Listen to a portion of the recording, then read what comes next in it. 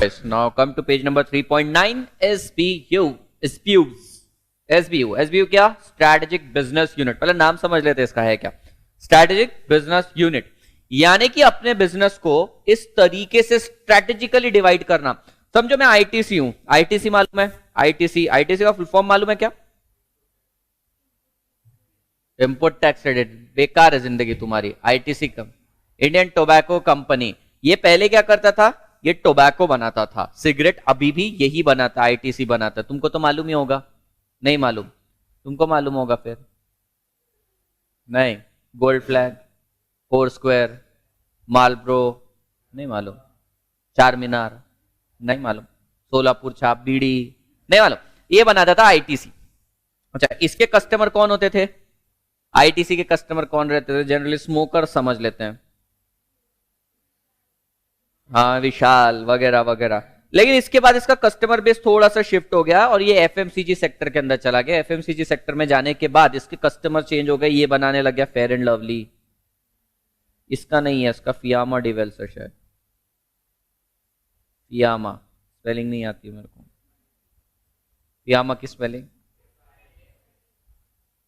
FIAMA, Fiama dwells, ऐसे ही कुछ तो होगा। फियामा डिवेल्स बनाने लगा। ये कौन लगाता है? लड़कियां लगाती है। उसके बाद साबुन बनाने लगा, सोप, ठीक है। इसके बाद च्यवनप्राश भी बनाता है ये।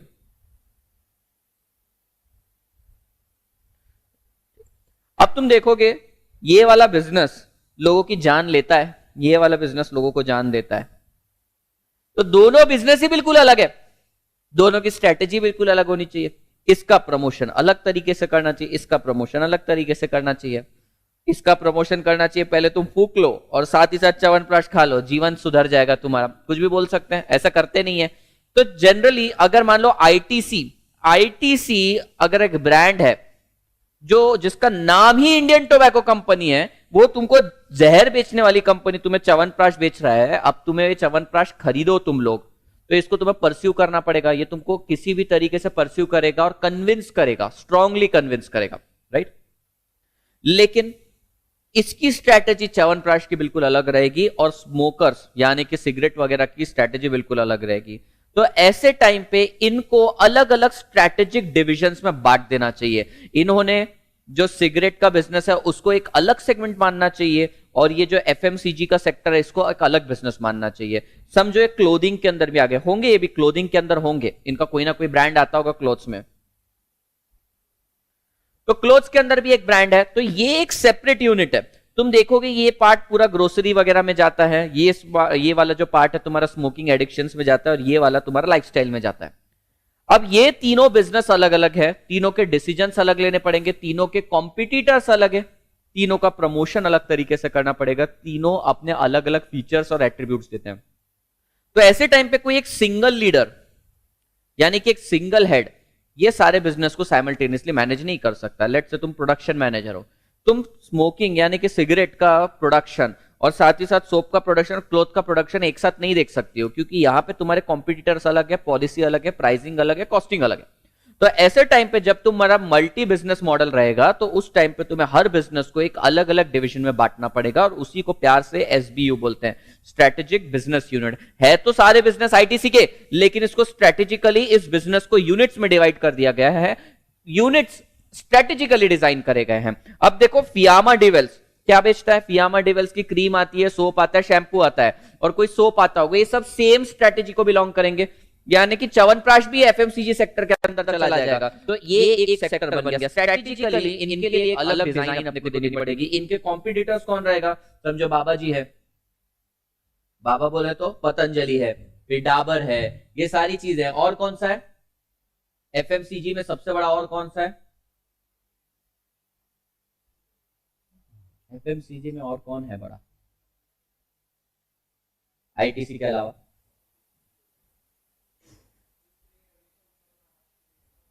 इतना बड़ा नहीं है आईटीसी जितना हिंदुस्तान यूनिलीवर बहुत बड़ा है। HUL हिंदुस्तान यूनिलीवर और आईटीसी दो बहुत बड़े हैं। बाबा का थोड़े कम ही प्रोडक्ट है, ये बहुत बड़ा है। आईटीसी बहुत बड़ा जायंट है यार, उसको तोड़ना नामुमकिन है। और बाबा कहे कि इसमें सिर्फ एफएमसीजी में गए। सिगरेट बना रहे क्या? वो नहीं बना रहे। आयुर्वेदिक बियर निकाली क्या? नहीं, जीन्स निकाली के अब तक नहीं, आईटीसी को कैसे तोड़ेंगे वो।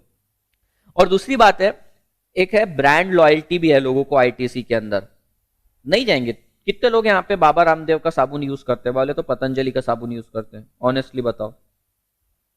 हाँ, तू करता है, और कितने लोग करते हैं? एक, यानी तुम्हें देख लो। हाँ, बाकी लोग आईटीसी वाईटीसी या एचयूएल का यूज करते होंगे, हिंदुस्तान यूनिलीवर का, तो ब्रांड टूटेगा नहीं इतनी जल्दी, और इंडिया इतना बड़ा मार्केट है। और बाबा का साबुन देखते से अपने को आयुर्वेदिक फीलिंग आती है, ऐसा लगता है कुछ तो भी आज आयुर्वेद हो रहा है अपने शरीर के ऊपर, तो अपन नहीं यूज करते जा रहे। हाँ, उसका वो दंत कांति वगैरह यूज कर लेते हैं। अच्छा, कई लोग बहुत पेट्रियट है इस चीज को लेकर कि नहीं बाबा का ही सारा पतंजलि लेने का है, अपन पतंजलि का ही सब कुछ लेने का है। देख ये है ना बाजू में बैठा हुआ, ऐसा क्या आंखें कर रहा है, बड़े बाजू देखो उसको, साबुन भी वही यूज करता है ना, शैम्पू अलग क्यों? बाबा पे भरोसा नहीं? बाबा जैसे कैसे बाल हो जाएंगे मतलब? बाबा के तो बाल बहुत लंबे हैं, उनसे पूछ क्या करते हैं वो।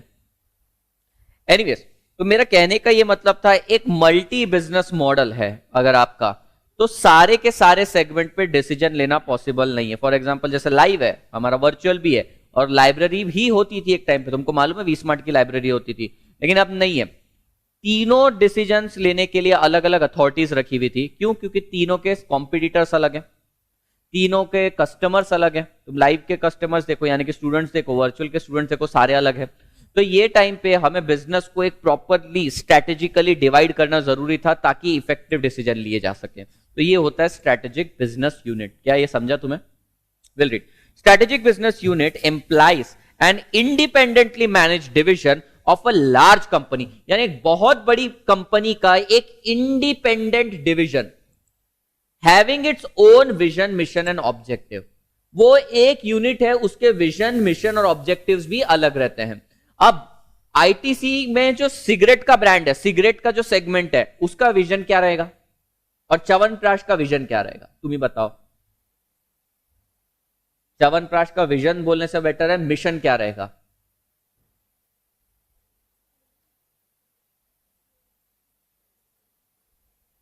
मतलब तुम्हें समझ में आ रहा है कि आईटीसी एक तरफ जहर बेच रहा है और दूसरी तरफ दवाई बेच रहा है, तो दोनों का विजन उसका बिल्कुल अलग ही होगा ना। अब एक ही विजन स्टेटमेंट में वो ये तो नहीं छाप सकता जहर बेचूंगा लोगों को च्यवनप्राश खिलाऊंगा, ये तो पॉसिबल ही नहीं है। तो इसलिए बिजनेस को स्ट्रेटेजिकली इन्होंने डिवाइड करना जरूरी है। यहां पे देखो क्या बोला है, इंडिपेंडेंट डिविजन्स होते हैं एक लार्ज ऑर्गेनाइजेशन के, जिसका विजन, मिशन, ऑब्जेक्टिव सब कुछ अलग रहता है। Whose planning is done separately from other business of a company.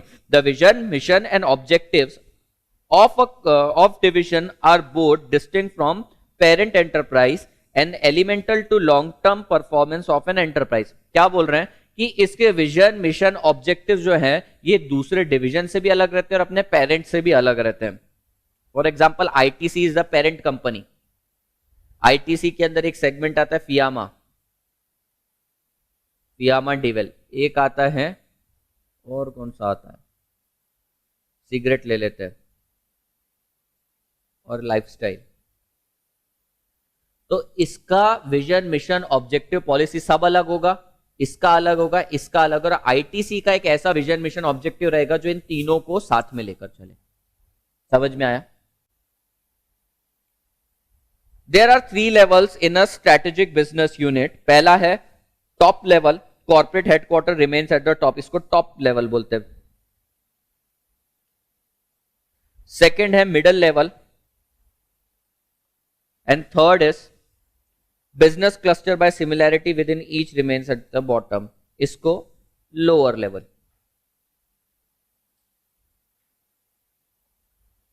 CA inter के अंदर इसके ऊपर डिटेल लिटरेचर दे रखा है, तुम्हारे को नहीं है लिटरेचर। ठीक है, 3 लेवल कौन से है? सबसे पहला कॉर्पोरेट लेवल जिसको टॉप लेवल बोलते हैं, फिर मिडिल लेवल आता है, फिर लोअर लेवल आता है। Hence the division within the SBOs are associated with each other and SBO group have SBO groups are independent of each other from the strategic view point, each SBO is a independent business. इसको underline कर लो, MCQ बन सकता है। From strategic point of view, strategy के हिसाब से हर SBO को अलग अलग तरीके से देखा जाता है।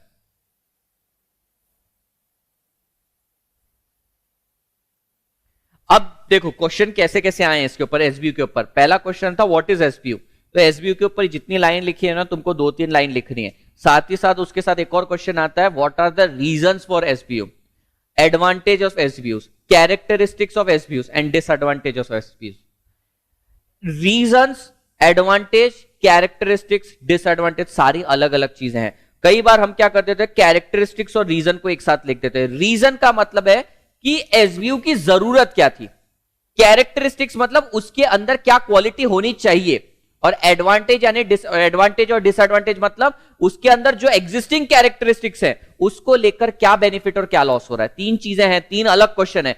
रीजंस फॉर एसबीयू नाम से क्वेश्चन आया तो तुम्हें लिखना है कि इसकी जरूरत क्यों थी एसबीयू की, ठीक है।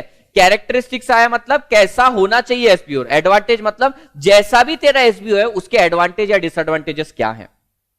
समझ में आया? तो रीजंस यानी कि नीड लिख दो, एसबीयू की जरूरत क्यों पड़ती है।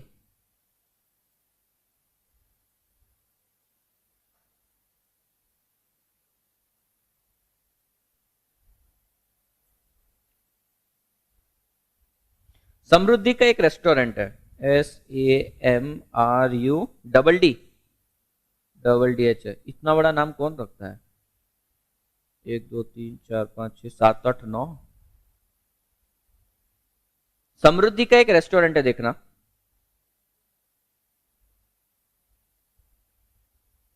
ऐसा रेस्टोरेंट,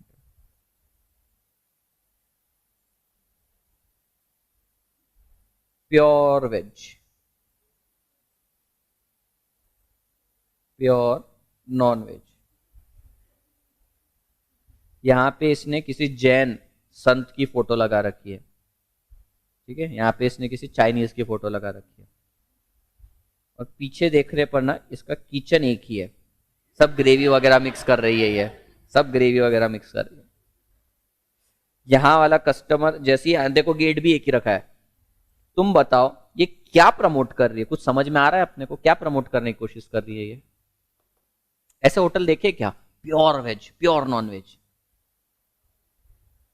कौन प्योर वेज है तुम में से? अच्छा, तुम लोग प्योर वेज हो, नॉन वेज होटल खोल के बैठ गई तुम। नाम तुम्हारा है समृद्धि का होटल। तुम गए हो ऐसे होटल में? तुम जाते हो? नहीं जाते हो। प्योर वेज वाले लोग नहीं जाते ऐसे होटल में। क्यों नहीं जा रहे? प्योर वेज लिखा तो है। हाँ, अच्छा, अगर ये पार्ट हटा दिया मैंने तो चले गए। इससे क्या समझ में आ रहा है? अगर इसको सेपरेट एसबीयू की तरह कंसिडर नहीं किया जाए तो कस्टमर पहले कंफ्यूज हो जाएगा और वो तुम्हारी कुछ अलग इमेज कैरी करके चलेगा। अभी देखो, समृद्धि समझो प्योर नॉनवेज लड़की है, मतलब नॉनवेज ही खाती हो दिन रात, समझ लो ऐसा। प्योर नॉनवेज होते हैं आजकल, प्योर नॉनवेज तुमने देखे होटल? ये कैंप में चले जाओ, सुरवेज प्योर नॉनवेज, सिर्फ नॉनवेज मिलता है। तो समृद्धि को ना वेज होटल भी खोलना है, नॉनवेज होटल भी खोलना है। क्या करना चाहिए समृद्धि तुम्हें? सेपरेट, वो भी कितने दूर, एक दीवार की दूर पे या काफी ज्यादा दूर होने चाहिए? काफी ज्यादा दूर। नाम सेम रखना चाहिए, यहां पे लिखना चाहिए branch 1 pure veg, branch 2 pure non veg. ऐसे नहीं, तुम्हें नाम भी चेंज करना पड़ेगा।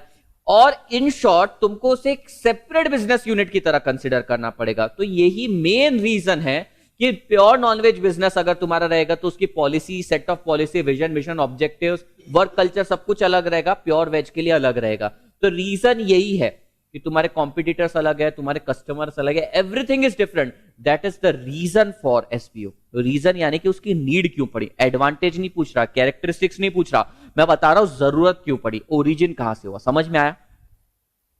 The scientific method of grouping the business of a multi-business corporation which helps the firm in strategic planning and improvement over geographical grouping। पहला point समझ में आया क्या?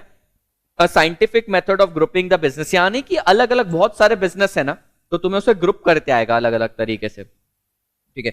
अभी तुमने एक नया सेगमेंट चालू करने वाली हो समृद्धि, अंडा भुर्जी का, कौन से होटल में डालोगी? नॉन वेज वाले सेक्शन में जाओगी, वेज, प्योर वेज। अरे तीसरी कैटेगरी है पता है, ये अंडा खाने वाले हो गए एगिटेरियंस, वेजिटेरियन, नॉन वेजिटेरियन, एगिटेरियन। चौथी कैटेगरी भी है, नॉनवेज होटल में जाएंगे, लेग पीस निकाल देंगे, रस्सा खाते हैं और बोलते हैं इसमें कहा है, कुछ नॉनवेज। देखे हैं ऐसे लोग? देखे तो होंगे, देखे। उनके दोस्त बराबर उनको बोलते हैं इसमें क्या नॉनवेज है, देख तूने नॉनवेज तो निकाल दिया साइड में। अरे बावले, एगिटेरियन वाले तो बहुत खतरनाक लोग हैं। Egg is veg. हाँ,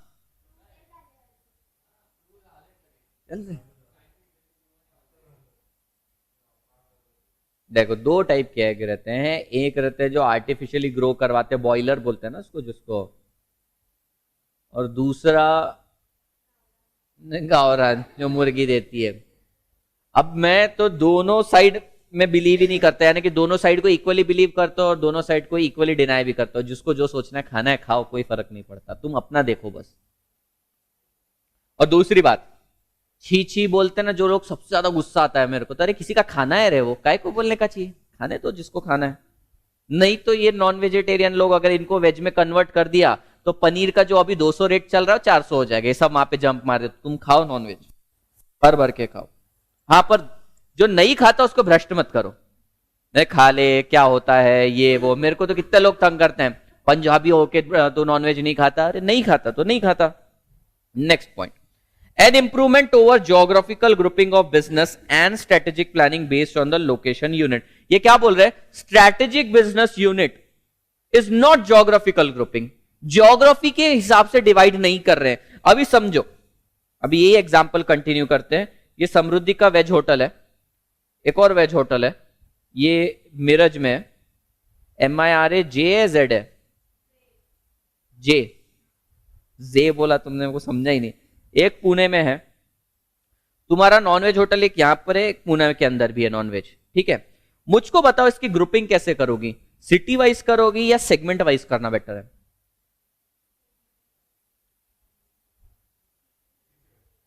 सिटी वाइज। सिटी वाइज, तुम सेगमेंट वाइज बोल रही हो, ठीक है। आईटीसी है, आईटीसी ऑल ओवर इंडिया क्या बोलते हैं, दो चीजें बेचता है। ऑल ओवर इंडिया दो चीजें बेचता है। कौन सा? सिगरेट और क्या बेचता है? हेल्थ केयर की चीजें। हर सिटी में, मतलब 1000 सिटी है तो उसने 1000 सिटी वाइज ज्योग्राफिकल लोकेशन करनी चाहिए या प्रोडक्ट वाइज करनी चाहिए? Product wise. Strategic business unit हमेशा प्रोडक्ट वाइज ही होता है, ज्योग्राफी वाइज नहीं हो सकता। अब इसका मिरज में वेज है, पूना में वेज है, मिरज में भी नॉनवेज है, पूना में भी नॉनवेज है, तो इसने सेगमेंट करना चाहिए नॉनवेज नॉनवेज और वेज वेज का। ऑल्दो डिफिकल्टी होगी, लेकिन ये वाले बिजनेस और ये वाले बिजनेस के लिए सेम सेट ऑफ पॉलिसी रहेगी। जैसे श्रावण आ गया, श्रावण में ये होटल पे ध्यान देना है, श्रावण के एक दिन पहले और एक दिन बाद ये होटल पे ध्यान देना है। कैसे भीड़ लगती मालूम क्या तुमको? तुमने भी देखा होगा, ऑब्जर्व किया होगा, कैसे लंबी लाइन लगती है। क्या बोलते हैं तुम्हारे इसमें? कर बोलते हैं शायद, गटारी पूर्णिमा भी बोलते हैं, कर भी बोलते हैं, बहुत कुछ चीजें बोलते हैं। हाँ, जो भी है, मेरे को तो कुछ मालूम नहीं, तुम लोग क्या क्या करते हो मेरे को क्या मालूम है।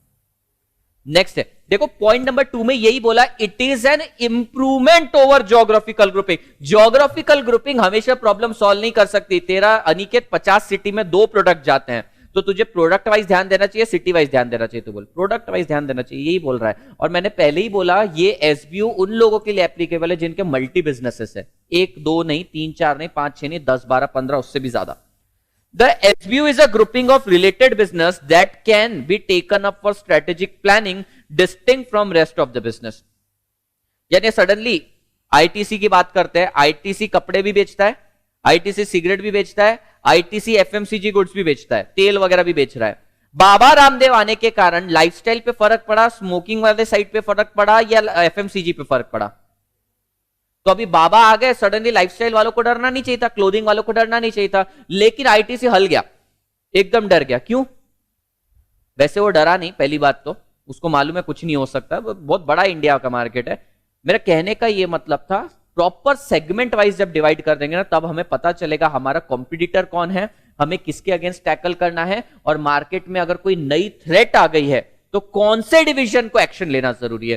कल करके तुम्हें मालूम है कि एक टी शर्ट आती है जो ऑयल वाटर एवरीथिंग रिपेलेंट है, कुछ भी डालो सब नीचे गिर जाता है। लेविस ने भी निकाला है, लेवाइस लेविस जो भी बोलते हो तुम, लेवाइस ने भी निकाला है सेम चीज। तो माय क्वेश्चन इज, अब स्मोकिंग साइड है जो आईटीसी का सिगरेट सेगमेंट है, उसको सोचना भी नहीं चाहिए इस प्रोडक्ट की रिसर्च एंड डेवलपमेंट के बारे में? किसने सोचना चाहिए? लाइफस्टाइल सेगमेंट जो है उसका, उसने सोचना चाहिए। तो स्ट्रेटेजिकली अगर तुम इसको डिवाइड करोगे तो पता चलेगा मार्केट में कॉम्पिटिटर कौन आया है, तुम्हारा कस्टमर कौन है, और बेटर इंप्रूवमेंट किस डिपार्टमेंट को करना है।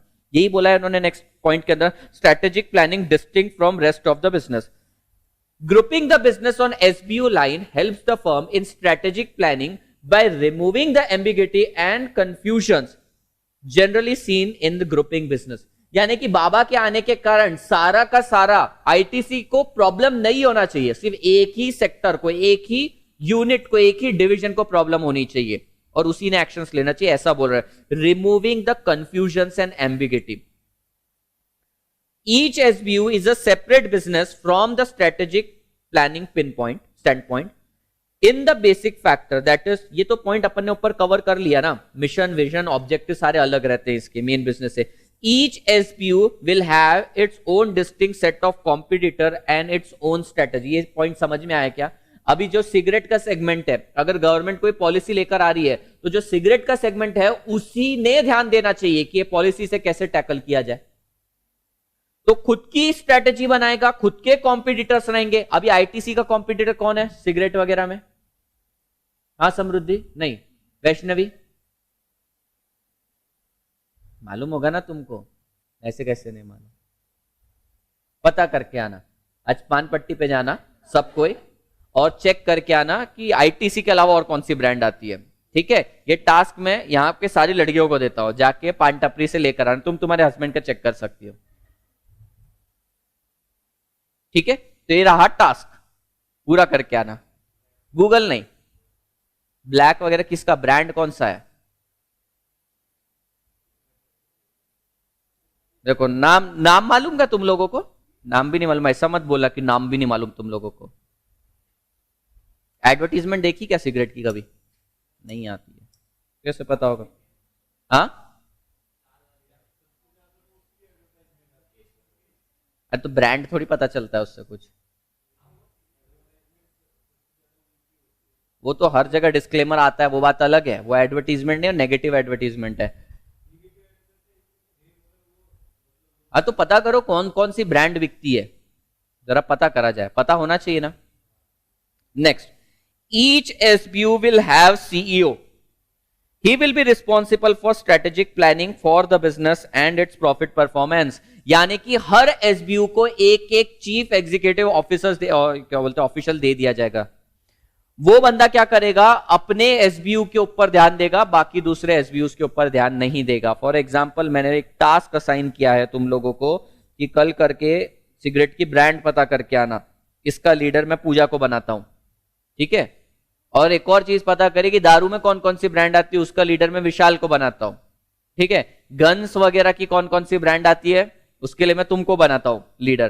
तो अभी ये टास्क गन का पूरा करना है, लीकर का पूरा करना है, सिगरेट का पूरा करना है, इसके लिए तुम इंडिविजुअली रिस्पॉन्सिबल हो। अगर ये गन्स का पूरा नहीं कर पाएगी कौन सी ब्रांड आती है उसके अंदर, तो तुम थोड़ी रिस्पॉन्सिबल रहोगी, है ना, और तुम भी नहीं रहोगे। लीकर का नहीं कर पाए तो तुम रिस्पॉन्सिबल नहीं रहोगी।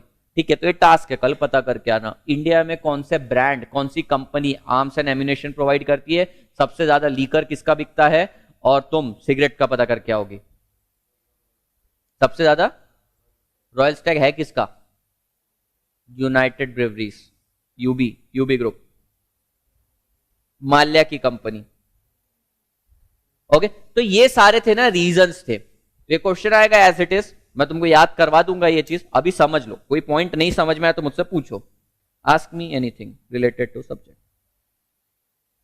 Related to this particular 5, 6, 7 point.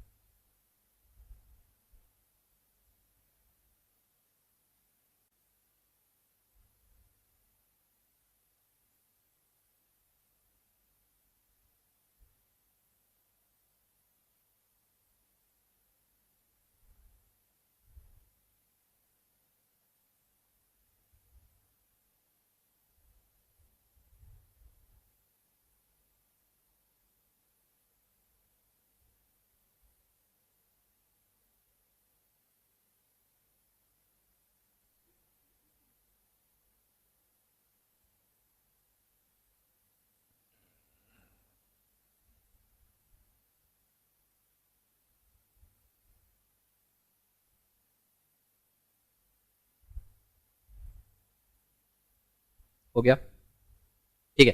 Characteristics बहुत इजी है, देखो 3 कैरेक्टरिस्टिक्स जो अंडरलाइन करा उतना पॉइंट पढ़ लिया तो भी समझ में आ जाएगा। इनका first characteristics is independent planning, इसके बाकी एसबीयू से इंडिपेंडेंटली प्लान होता है। Let's say I have 3 SBUs, sorry this A B and C, तो इसका प्लानिंग इंडिपेंडेंटली होगा, इसका इंडिपेंडेंटली होगा, इसका इंडिपेंडेंटली होगा। जैसे कि अगर अपन देखा जाए तो वी स्मार्ट के अंदर भी 3 एसबीयूज बनते हैं, 3 लेवल्स बनते हैं वैसे, एक सीए फाइनल का बनता है, सीए इंटर का बनता है, सीए इंटर के अंदर सीएमए इंटर का भी आ जाता है, और एक फाउंडेशन का बनता है। तो इसके ऊपर प्लानिंग स्ट्रेटेजीज अलग होती है, इसके ऊपर प्लानिंग स्ट्रेटेजीज अलग होती है, इसके ऊपर प्लानिंग स्ट्रेटेजीज अलग होती है। तो यहां पर यही बोला है सबकी प्लानिंग इंडिपेंडेंटली होती है। It is a single business or a collection of related business which offers scope for independent planning and which might visibly stand alone from rest of the organization। यानी कि इनकी प्लानिंग इंडिपेंडेंटली होती है because they are distinct from other businesses of a particular organisation. Next, it has a own set of competitor. देखो final के अंदर इसके हमारे कॉम्पिटिटर्स अलग है, इंटर के अंदर अलग है, बिल्कुल अलग है। इंटर में जो लाइव में है ना वो हमारे कॉम्पिटिटर है, फाइनल में जो वर्चुअल में है वो हमारे कॉम्पिटिटर है, और फाउंडेशन के अंदर जो लोकल क्लासेस रहती है ना वो हमारे कॉम्पिटिटर्स है। तो इनको स्ट्रेटेजिकली अलग अलग कंसीडर करेंगे तभी समझ में आएगा कि क्या पॉलिसी एक्शन लेना है। तो independent planning and second is own set of competitors. Next है, हर लेवल पे एक टीम लीड असाइन होता है। जैसे फाइनल लेवल पे विशाल सर है और दर्शन सर, दर्शन सर मालूम ना। इंटरमीडिएट लेवल पे विजय सर भी मालूम होंगे, प्लस ग्रुप 2 के अंदर मैं, और फाउंडेशन लेवल पे मैं और करण सर, ये लोग हैं। तो अगर फाउंडेशन की कुछ भी पॉलिसी रहती है ना तो विशाल सर और दर्शन सर बीच में नहीं आते हैं। अगर इंटर की कुछ भी रहा तो मैं और विजय सर आते हैं। ऑल्दो विशाल सर यहां पर ऐसा एक सिंगुलर रोल भी प्ले कर रहे हैं, ओनर ऑल्सो, तो विशाल सर तो ओमनी प्रेजेंट है, हर जगह आएंगे ही आएंगे। उसके अलावा मैं बता रहा हूं तुमको कि अगर मान लो फाउंडेशन की कोई पॉलिसी डिस्कस करनी है तो मैं बैठूंगा, विशाल सर बैठेंगे और करण सर बैठेंगे, और हम लोग रिस्पॉन्सिबल रहेंगे और पर्टिकुलर सेगमेंट की प्रॉफिटेबिलिटी के लिए। यानी कि इंडिपेंडेंट प्लानिंग भी होगी हमारी, हमारे कॉम्पिटिटर्स भी अलग रहेंगे, और हम रिस्पॉन्सिबल है उस पर्टिकुलर सेगमेंट की प्रॉफिटेबिलिटी के लिए। नेक्स्ट पॉइंट पढ़ना, has a manager who has responsibility for strategic planning and profit performance. तो इसमें जो भी मैनेजर रहता है ना वो सिर्फ अपने यूनिट के बारे में सोचता है। समझ में आया? Did you get this? Advantage देख लो। एडवांटेज पहला, प्रमोट्स अकाउंटेबिलिटी। अकाउंटेबिलिटी म्हणजे काय? अकाउंटेबिलिटी बोले तो Vaishnavi, what is accountability?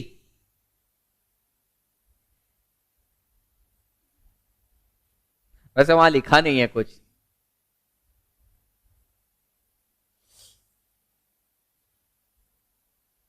Samriddhi, accountability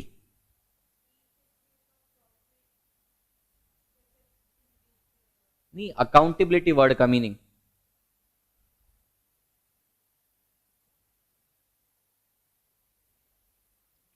what is accountability? Mayuresh, accountability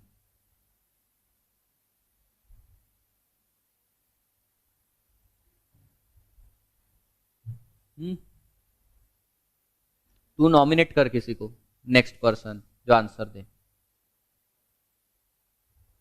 विशाल, विशाल उसने नाम लिया तेरा। हाँ अच्छा, व्हाट इज अकाउंटेबिलिटी? वहां नहीं मिलेगा कुछ, नहीं मालूम। अकाउंटेबिलिटी अनिकेत, अकाउंटेबिलिटी विशाल, वहां नहीं मिलेगा बुक में पढ़ने से। ए चीटर, हाँ अकाउंटेबिलिटी, अकाउंटेबिलिटी जिम्मेदारी, रिस्पॉन्सिबिलिटी, वहीं पे था वर्ड, मैं जानबूझ के तुम्हें गुमराह कर रहा था। अकाउंटेबल मतलब रिस्पॉन्सिबल।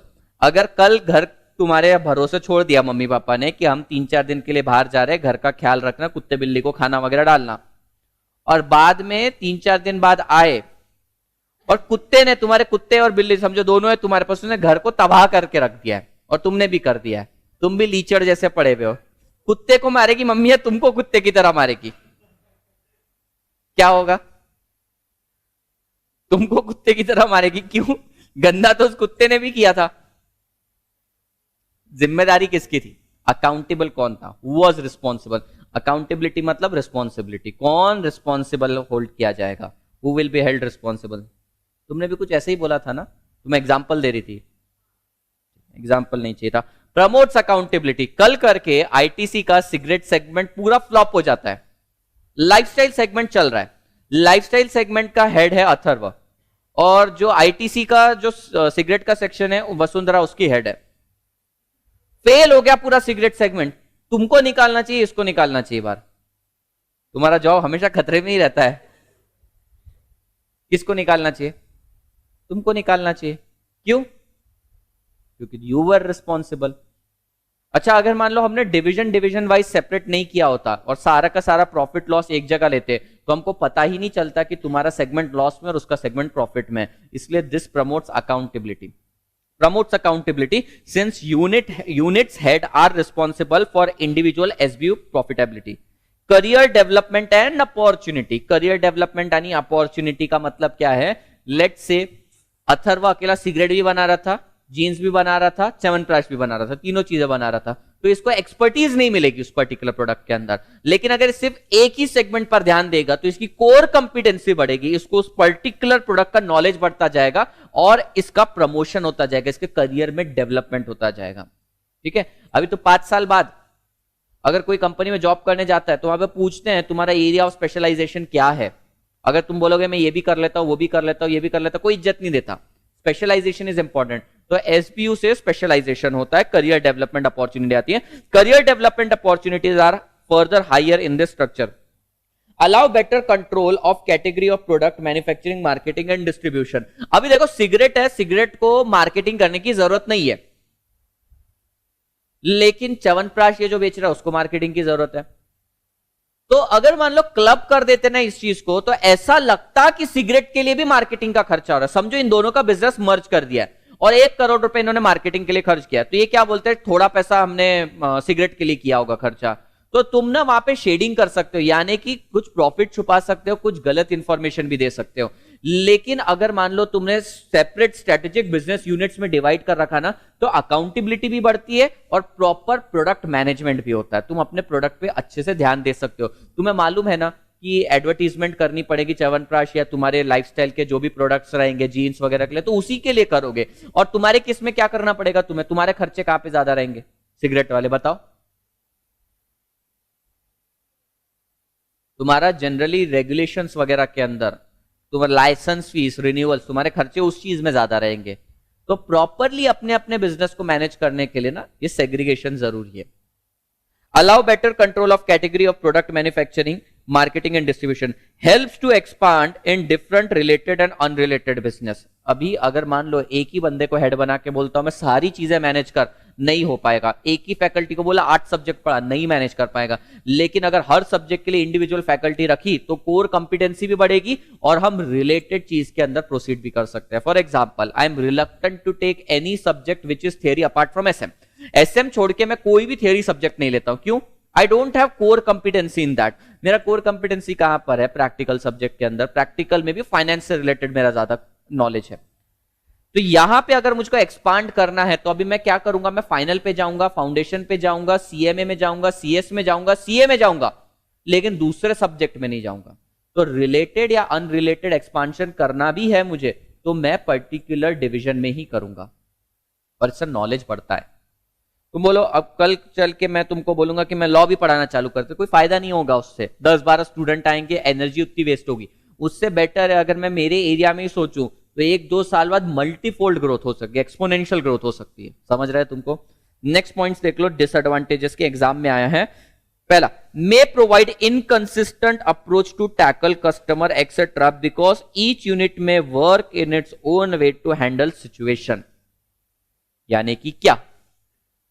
यानी कि वसुंधरा जो सिगरेट बेच रही है अपने डिवीजन का प्रॉफिट बढ़ाने के लिए वो अनफेयर मींस अडॉप्ट कर रही है। मैं कंपनी का ओनर हूं, मैं बहुत एथिकल पर्सन हूं, मेरे को अनएथिकल चीजें कुछ नहीं चाहिए। तुम क्या कर रही हो? सिगरेट का सेल बढ़ाने के लिए क्लासेस में जाकर, सीएमए के क्लासेस में जाकर सबको सिगरेट बांट रही हो। 5-5 मिनट के ब्रेक में तुम लोग सुट्टा मार रहे हो। ठीक है, छोटे छोटे बच्चों को दे रहे हो सिगरेट। तो ये सारे अनएथिकल मीन हो सकते हैं। और मेरा ध्यान अथर्व की तरफ है कि यार वो कितने ईमानदारी से च्यवनप्राश बेच रहा है लोगों को। वो छोटे बच्चों को जा जाकर जबरदस्ती, बुढ़े लोगों को जिनके पास दांत नहीं है उनको भी च्यवनप्राश खिला रहा है। मैं खुश हूं क्योंकि वो अच्छा काम कर रहा है। लेकिन तुम जिन बुढ़ों के पास दांत नहीं है, जिन बच्चों के अब तक दांत नहीं निकले, तुम उनको सिगरेट पिला रही हो। तो अगर मैंने एसबीयूज बहुत ही ज्यादा बना दिए तो ऐसा हो सकता है तुम अपनी आइडियोलॉजी के हिसाब से काम करो, कॉन्फ्लिक्टिंग इंटरेस्ट हो सकता है। May provide inconsistent approach to tackle the customer. अच्छा तुम बताओ वसुंधरा, कैसे बढ़ाओगे तुम सिगरेट के कस्टमर अपने? तू कैसे बढ़ाएगा? च्यवनप्राश। हाँ च्यवनप्राश। और अनिकेत तू जीन्स कैसे बढ़ाएगा? जीन्स टी शर्ट स्ट्रेचेबल, ठीक है। वो उसकी सलमान खान की एक ऐड आती थी मालूम क्या, वो सुमो सुमो के साथ स्ट्रेच करके दिखाता है, ठीक है। ठीक है, अच्छी क्रिएटिव एडवर्टीजमेंट। हाँ तू च्यवनप्राश क्या बोलेगा, जवान हो या बुढ़ा तुमको जरूरत है इसकी, ऐसा कुछ तो भी करके एडवर्टीजमेंट से बेचेगा। स्टूडेंट वगैरह का चाहिए, हाँ। एक बच्चा दिखाना, ऐसा कमजोर सा डल लाइट दिखाना पीछे से, और पढ़ रहा है, फेल हो रहा है, माँ ने च्यवनप्राश लाके दिया, लाइट ब्राइट हो गई, बच्चा टॉप कर दिया, ट्रॉफी आ गई हाथ में, बोल सकता है। और उसमें भी ऑल इंडिया फर्स्ट रैंकर को लेकर आना, सीएमए वाले को, कि मैंने च्यवनप्राश खाया। हाँ तुम क्या करोगे? दौड़ना, सीधा दौड़ना चालू कर देंगे, वाह। और करंट बेच रहा है क्या तू? उसके अंदर बुड्ढों ने च्यवनप्राश खाया, भागना चालू कर देंगे, हद हो गई। हाँ वसुंधरा एक्टिव हो गई, इतने एक्टिव। कैसे बेचोगी सिगरेट? तुम हेल्प ले सकते हो समृद्धि की, उसके पास कुछ आइडिया है लगता है।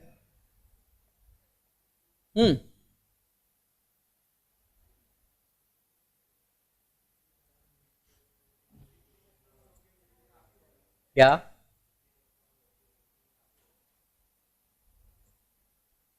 तुम देखो रिस्पॉन्सिबल हो अपने डिवीजन के लिए, अपने डिवीजन के परफॉर्मेंस के लिए।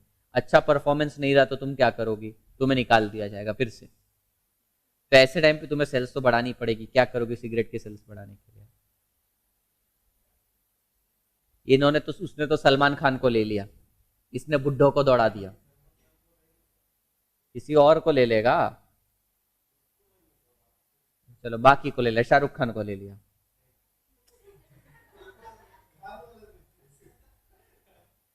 अच्छा चल, तूने ऋतिक को ले लिया, ऋतिक को ले लिया, ठीक है। तूने बुड्ढों को ले लिया, किसी मिलिंद सोमन को दौड़ा दिया। तुम क्या करोगी? एक्चुअली इसका बिजनेस में कुछ करने की जरूरत ही नहीं है, लोग ऑलरेडी इतना पीते हैं वगैरह।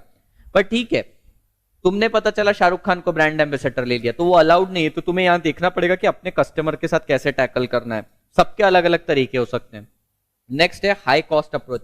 हाई कॉस्ट का है कोई? अरे हाई कॉस्ट क्यों है? हाई कॉस्ट क्यों है? जब तुम एक बड़े बिजनेस को अलग अलग सेगमेंट्स में डिवाइड कर दोगे तो मैन पावर ज्यादा लगेगा, ज्यादा हेड्स लगेंगे, ज्यादा सीईओज लगेंगे जो ज्यादा सैलरी लेंगे तुमसे।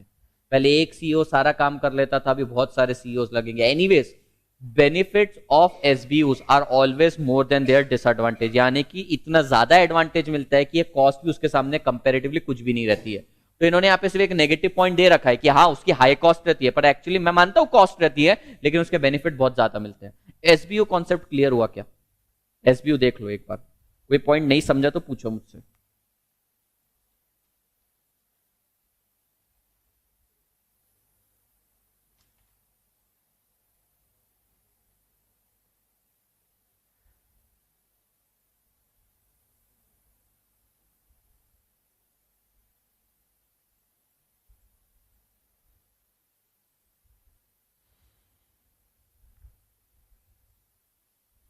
सिगरेट की एडवर्टीजमेंट तुमने कभी नहीं देखी?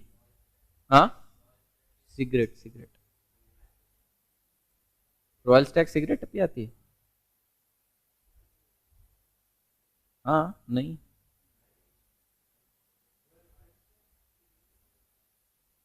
देखी तुमने? फिर पीती कैसे हो तुम? तुम्हें पता कैसे चला ब्रांड के बारे में? बिना देखे क्लासिक कहाँ ऐड देखी तुमने?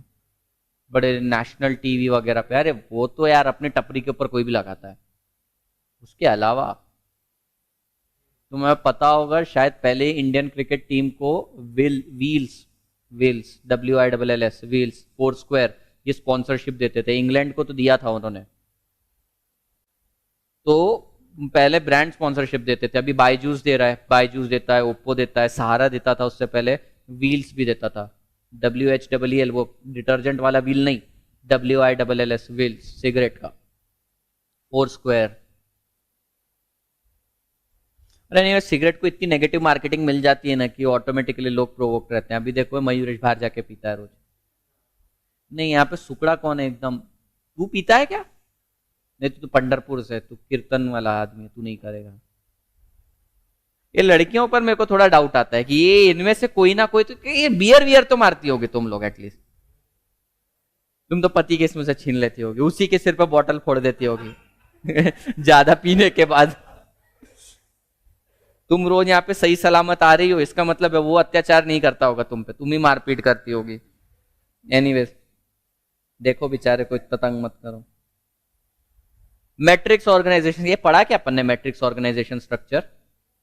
हाँ कब पढ़ा? कल ही पढ़ा सर। प्रोडक्ट में इसमें दो लाइन होती थी, एक वर्टिकल लाइन और एक हॉरिजॉन्टल लाइन रहती थी। प्रोडक्ट मैनेजर रहता था और एक डिवीजन मैनेजर, फंक्शन मैनेजर्स भी रहता था। और डिवीजन मैनेजर या प्रोडक्ट मैनेजर कहूं, ये प्रोडक्ट मैनेजर ये प्रोडक्ट लाइन ले करता था और ये फंक्शनल लाइन ले करते थे, और ये दोनों एक दूसरे से हो जाते थे ओवरले, और एक मैट्रिक स्ट्रक्चर फॉर्म हो जाता था। But there question is how does matrix organisation structure differ from SBU? They are not asking what is matrix structure, पूछ सकते हैं एग्जाम में, लेकिन now they are asking why matrix structure is better than this SBU. The question is why metric structure is better than strategic business unit.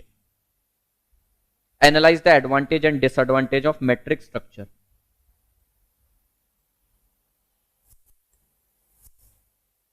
मत सोचो, answer तो मैं देने ही वाला हूं। पैसा लिया है, बताना तो पड़ेगा।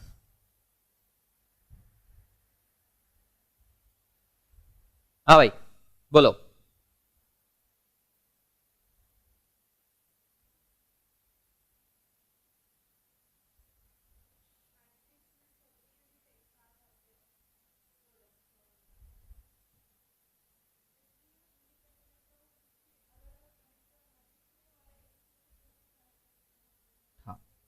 एसबीयू जनरली वर्टिकल स्ट्रक्चर दिखाता है और मैट्रिक स्ट्रक्चर वर्टिकल के साथ हॉरिजॉन्टल दिखाता है। तो यहां पर ये जो पॉइंट ऑफ कोइंसिडेंस है ना इनका, जो जहां पे दोनों इंटरसेक्ट हो रहे हैं, उस पर्टिकुलर पॉइंट पे ड्यूअल कंट्रोल रहता है, वर्टिकल कंट्रोल भी हॉरिजॉन्टल कंट्रोल भी, यानी कि प्रोजेक्ट स्पेसिफिक कंट्रोल भी और फंक्शन स्पेसिफिक कंट्रोल भी। और एसबीयू के अंदर क्या करता है, बंदा सिर्फ अपने डिवीजन के बारे में सोचता है, यानी कि लेट्स से आईटीसी का मैं एफएमसीजी जो पार्ट है उसके अंदर वो एक बंदा रहेगा, उसका प्रोडक्शन भी देखेगा, मार्केटिंग भी देखेगा, सेल्स भी देखेगा, परचेज भी देखेगा, सारी चीजें देखेगा। So this is a vertical structure, SBU is a vertical structure. और मैट्रिक स्ट्रक्चर में वर्टिकल तो रहता है, ये साथ ही साथ हॉरिजॉन्टल भी रहता था। याद करो कल अपन ने सॉफ्टवेयर कंपनी का एग्जांपल लिया था, आईसीआईसीआई, एचडीएफसी और वी स्मार्ट का एग्जांपल लिया था, तो वहां पर कोलाइड हो रहे थे स्ट्रक्चर्स, तो वहां पर ड्यूअल कंट्रोल आ रहा था, प्रोडक्ट का भी फंक्शन का भी। समझ में आया? So metric structure is better because of SBU, because of this reason. Better than SBU because of this reason. SBU organization structure consists of flow of authority from top to bottom, that is vertical. क्या बोल रहे हैं? SBU के अंदर vertical flow है। SBU organization structure consists of flow of authority from top to bottom, that is vertical flow. Whereas metric structure contain both vertical and horizontal flow of communication and authority. क्या ये बात point समझ में आया तुम लोगों को? वर्टिकल भी है, हॉरिजॉन्टल भी है। This type of structure is frequently used in IT organization. कल अपने एग्जांपल ही IT कंपनी का लिया था कि 3 प्रोजेक्ट उठाए उसने सॉफ्टवेयर डेवलपमेंट के, for managing different project. Each project is manage by a project manager and projects manager will have team arrange under them, यानी कि प्रोजेक्ट मैनेजर भी रहेगा और साथ ही साथ फंक्शंस भी रहेंगे उसके, फंक्शनल मैनेजर भी रहेगा, प्रोजेक्ट मैनेजर भी रहेगा। ये समझ में आया क्या तुमको? एडवांटेज क्या है? Matrix structure is useful for some specific industries like IT, health care etcetera. ये एडवांटेज नहीं है, फैक्ट है। In fact this is a fact, ये एडवांटेज थोड़ी है। एनीवेज उन्होंने दे रखा है। Employees can see visible result of their efforts, यानी कि वो अपना काम करते एफर्ट्स लेते हैं, उनको उसका रिजल्ट दिखता है। It removes barrier to communication and managing project becomes easy. And last is this is very effective when the environment is very changing, it is very dynamic. Dynamic environment में ये useful है। बहुत simple point दे रखे हैं, कोई point नहीं समझा तो मुझसे पूछना। डिसएडवांटेज क्या है? ये कॉम्प्लेक्स है। यूजफुल तो है पर कॉम्प्लेक्स है। क्यों? क्योंकि यहां पे दो लोगों की परमिशन लगती है। It involve high cost due to more management position. यहां पे अपने को प्रोजेक्ट मैनेजर भी रखना है, फंक्शन मैनेजर भी रखना है, दोनों चीजें रखनी है, इसलिए कॉस्ट भी बहुत ज्यादा बढ़ जाती है। Involves dual line of authority and giving rise to the conflict of allocation of resources. For example, Sushmita manufacturing function की हेड है और प्रोजेक्ट ए की हेड है चंद्रकला। इन दोनों का 36 का आंकड़ा है। ये बोल रही है मेरे को प्रोजेक्ट बनाना है और ये फंड ही अलोकेट नहीं कर रही, तो ये भी प्रॉब्लम हो सकती है। तो यहां पर यही बोला है उन्होंने, giving rise to the conflict of allocation of resources. तुम बोल रहे हो कि नहीं ये वाले पर्टिकुलर प्रोजेक्ट को देना चाहिए। अभी अथर्व एक फालतू सा प्रोजेक्ट बना रहा है, एकदम रद्दी गवार टाइप का प्रोजेक्ट, और तुमने सारा का सारा फंड उसको अलोकेट करके दे दिया। तो हो सकता है ये सारे कॉन्फ्लिक्ट आ सकते हैं। फिर ये बात को देखकर चंद्रकला ने तुमको मार दिया, कॉन्फ्लिक्ट मार दिया, खत्म। वो ऐसे ही करती है। एडवांटेज डिसएडवांटेजेस देख लो। बस एक ही चीज थी, मैट्रिक्स स्ट्रक्चर क्यों बेटर है? क्योंकि वहां पे वर्टिकल हॉरिजॉन्टल ड्यूअल कंट्रोल रहते हैं। एसबीयू जस्ट वर्टिकल कंट्रोल है, यहां पे वर्टिकल हॉरिजॉन्टल दोनों है। एडवांटेज डिसएडवांटेज एक बार पढ़ लो, बहुत जनरल पॉइंट दे रखे हैं, एग्जाम का क्वेश्चन है। पहला लिखा है it is specifically used in some kind of industry. Second है रिजल्ट्स दिख के आते हैं। तीसरी चीज बैरियर टू कम्युनिकेशन हट जाता है। गलत पॉइंट है, झूठा पॉइंट है ये बोलता है कम्युनिकेशन बैरियर नहीं होते। अरे कम्युनिकेशन क्या, यहाँ पे तो कॉन्फ्लिक्ट होता है उल्टा। बैरियर हटते नहीं, उल्टा झगड़े ज्यादा हो जाते हैं। ठीक है। It is very effective and environment is dynamic. ये इंपॉर्टेंट पॉइंट है, अगर इन्वायरमेंट चेंजिंग और डायनामिक है तो तुम ये वाला मेथड यूज कर सकते हो। It is very complex, cost भी ज्यादा है, डबल लाइन ऑफ कंट्रोल है, कॉन्फ्लिक्ट आ सकते हैं। याद करवा दूंगा, वो मेरा काम है, अभी सिर्फ समझ लो। समझा? कोई डाउट नहीं? आज के लिए इतना ही। चलो कल